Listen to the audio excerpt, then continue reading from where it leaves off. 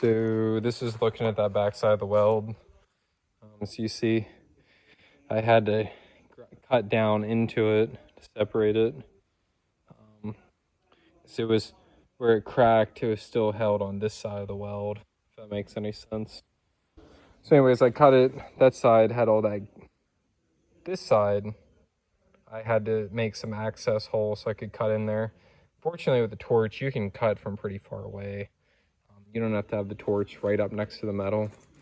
This side had all that goofy junk, but not much work with a grinder to do now. Just probably grab the big 7-inch and just get rid of all that, or just try to torch out more of it. But I didn't go into the base metal, which is good. On this side, I was trying really hard not to cut too much of this out. Just go follow right along that edge where that weld was. So whenever I put a new piece of pipe here, across here, I don't want any gaps, so.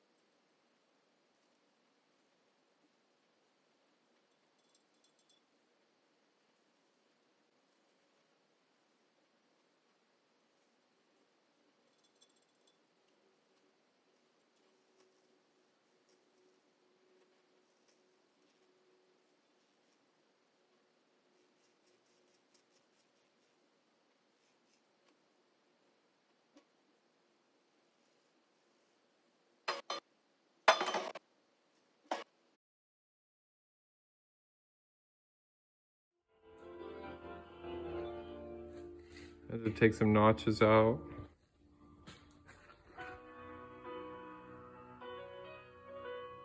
So just cut those with a torch. I intentionally cut the edges so it might bend a little bit easier. You see, I actually got so hot and bent it so hard, I actually started to tear that one.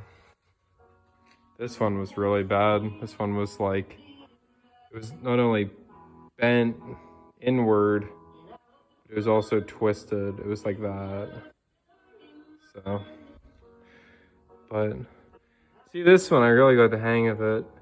And I got a nice good gouge in there. The torch, preheated it a lot and just went right in here low on the pressure. Don't go all the way down on the lever and just kind of melt that out. So then yeah, I'll just brace this up now. Brace it up, keep the pin in there. See, I'm welding these claws, and when I weld, I had to cut these notches out.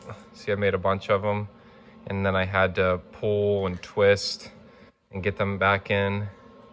And then, you know, I just ran pass after pass and filled it back up. Whenever I did that, these arms, they expanded out, so it became slightly counterintuitive. So I thought I welded these little plates on, these little scrap pieces down there, and put a come along and pulled them in. And you could see it because you would see this, the pin moving, or well, the arms moving and the pin looking longer, but it didn't hold. So I wanted to do these backing plates to reinforce this metal now that it's all notched out. So I did that. This pin used to go in kind of difficult. You had to kind of really drive it in there. But as I'm welding these backing plates on, this one up here is fully welded. As I do that, now I can, it's nice and smooth in there. So I just went to town welding that one and it moved. So this one I need to be a little bit careful now, and I'll put a little 2-inch bead in, wait. All right, so here's the bucket. I got one side all mocked up, and I got the other one over there. Man, this has been this one wasn't bent as bad as this one, but man, it's been really getting me. I'll show you. So I put 2 notches here on this one, see how to bend and twist it so it got in line. But I started welding it, and then it started to lift up here. So I had to grind it back out, my weld, and put braces on. This time though, what I did is, because I know it's gonna heat up and lift this way, so I pulled the ears in with tension on it, then welded these braces on. So now this is starting to get stiff because it's lifting out, but I'm hoping that when I cut these braces off, it might keep it down. I don't know yet, but okay. Up and down now. I got a brace here, it won't come up. The cylinder goes in here.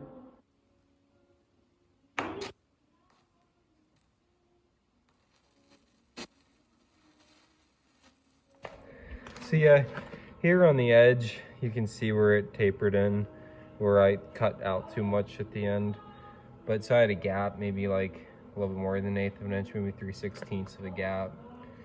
And I just took this 6011 rod and you just jam it in. They call it like keyhole method or something, where you actually blow out the puddle and jam this in and you keep filling it in. And you see it's almost like running caulking, where you see the ripples. I'm not really that good at it. I probably didn't penetrate that well, but I did fill that gap. Now I can burn in nice and hot, so 7018, and I can flip the bucket over and weld it from the back side. So it'll be more than fine. So weld around there. Now I have to weld all the way to the other end.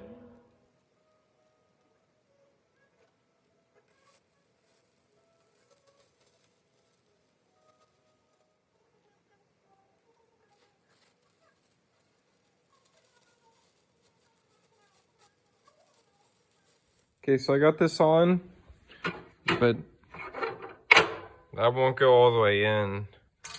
So as you can see, this one's bent over a little bit, so you can probably see it. So I'm gonna have to pull it in with a clamp.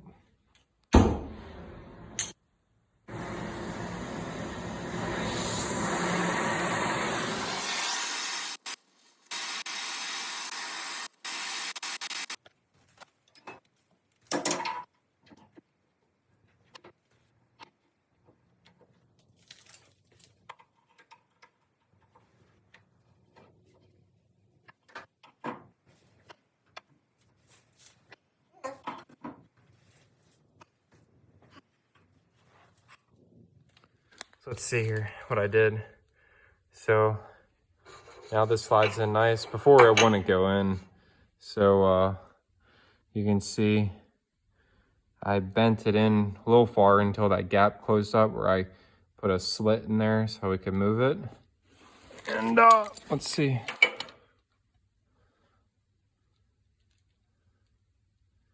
So still a little crooked, I guess. You'll never get it perfect. But better than it was before, because now the pin goes in. So whew, that's awesome. So I'm just gonna put a tack there now.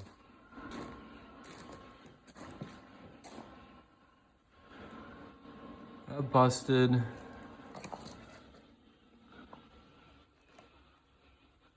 That busted.